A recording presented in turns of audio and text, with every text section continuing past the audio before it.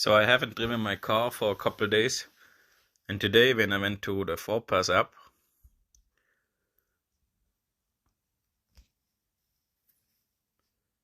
I saw again here the one vehicle alert, update successful, check out what's new. So I clicked on that, and by the way, this also shows up on the car screen.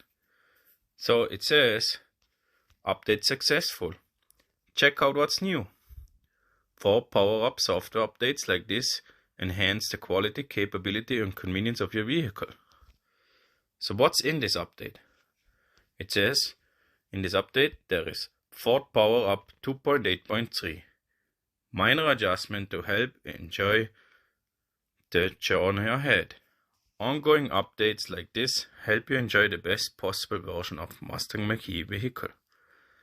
So this update, it doesn't really say anything about what it's done.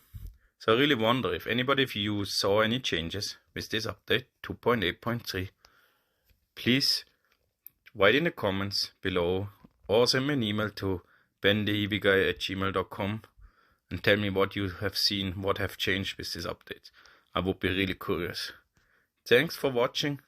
Please like this video and subscribe to my channel. Thank you.